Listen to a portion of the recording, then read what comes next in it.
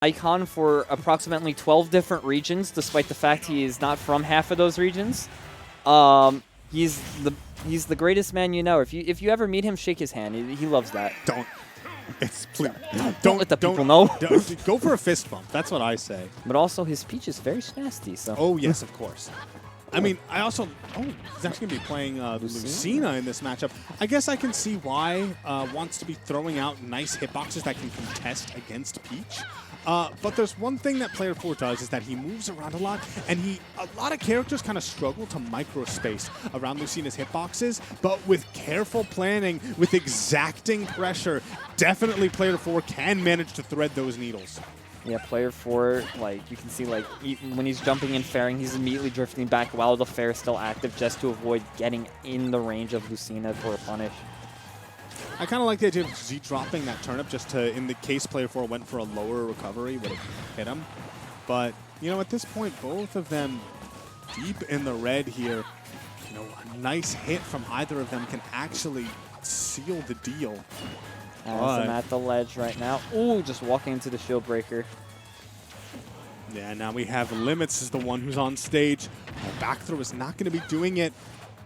DI keeping Limits alive, but he's not able to actually get off the stage. He does. Man, these two are just trading stage position right back and forth. Ooh, clipping him with the up B there just to clear any pressure from the ledge trap. Oh, man, that Peach dash attack is actually mighty scary right now. Oh, that should be it. Did it a little too early. Wow, we saw that hitbox about to come out, but a quick forward tilt from Limits, keeping him alive. Somehow player 4 surviving that up B, sending him the wrong way. At the ledge, though, just run up, grab, back throw, just going to take that stock. And now that is really big because player 4 is going to die immediately. It was actually not big at all. No, even things right back up. Player 4 would turn up in hand, just chucks it, gets the dash attack follow up. Ooh. Yeah, I think he was maybe hoping to re-grab the turnip with that dash attack to, you know, create even more pressure. But, you know, he'll take the damage he can get.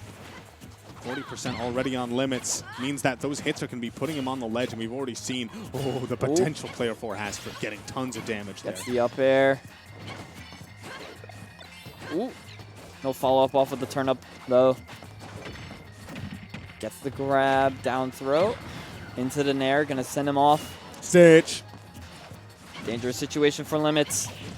Gets the dancing blade. Yes, but he still has that in hand. Oh, now he's got that stage. Oh, yeah. How did he grab it? It fell when he hit the forward smash right into the ground. That was such a quick pickup. Great stuff from Limits. He didn't end up managing to do anything with it, but and that should be dead. Yep. Player 4 just able to even things right back up, keeping pace. These two players have been neck and neck the entire set so far. Oh, and this is, those Peach combos. Turnip managing to lead to nice damage. Limits into the back air. All right, some stage positioning on Limits' part might be able to work out for him. No jump from player 4 and no float, but he makes it back to the ledge. Off stage. Man, this match really does feel like one of them is ledge trapping, the other gets all this damage, and they overextend just slightly, and now all of a sudden they're put in that situation themselves. And that's why we have this sort of back and forth, hit for hit, blow for blow. But right now, Limits is the one who's pushed at the ledge. It's his turn to try and find a way back. And, Side B was very committal, but no punish from player 4. I like to see keeping the back throw fresh and set-offs for forward throw. He's trapped at the ledge once more. If he manages to make it back with some stage control. And the fair just coming in, barely reaching. Very nice spacing there from player 4, able to take that game. Yeah, no, that was also still scary for him, you know.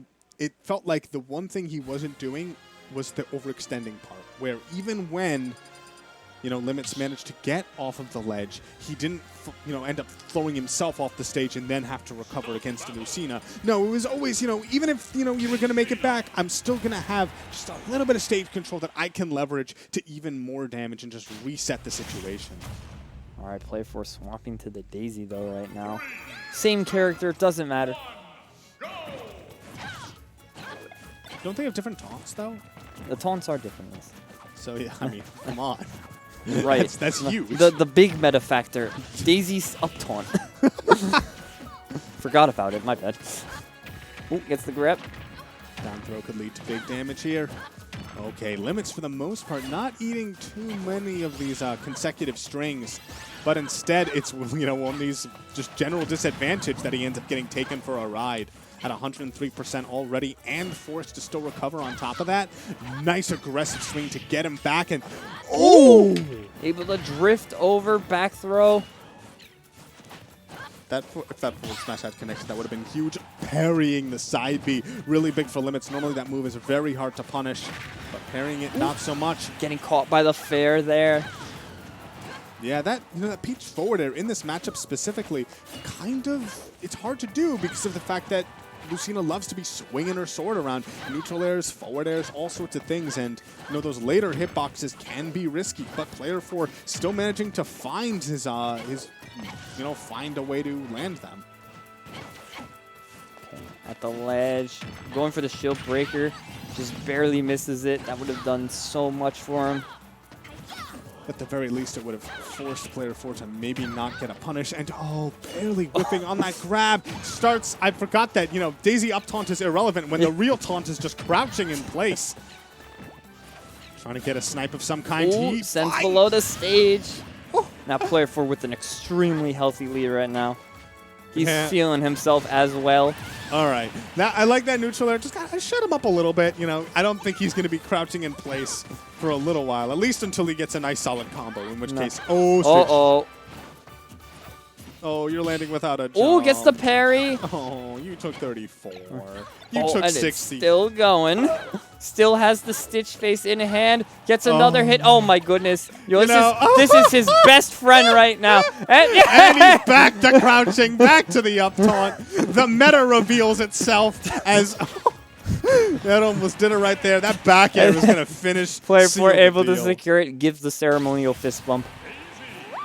And player 4 moving on here in this bracket. Good stuff to him. Just a runaway game there. The Stitch face coming in, just extending that lead he already had. With Stitch face, it feels like 4 out of 5 times it pops up and we're like, oh, Stitch, Stitch, and then it gets thrown. Yeah. And then it's like, okay, Stitch is gone. But the reason why people freak out when they see a Stitch is because as soon as it does land, oh my god, not only does it do 34%, but you can re-grab it into all of this damage. I think he hit him 2 times that wasn't the Stitch. Yeah. And one of them was like a single hit of up air or something. Yeah, and he got him to 139 or something like that. It was ridiculous damage output really quickly. Yeah, so that's going to be player 4 making it out of pool. Is going to be keeping his tournament run alive. Limits, unfortunately, just coming up short. Yeah, unfortunate, but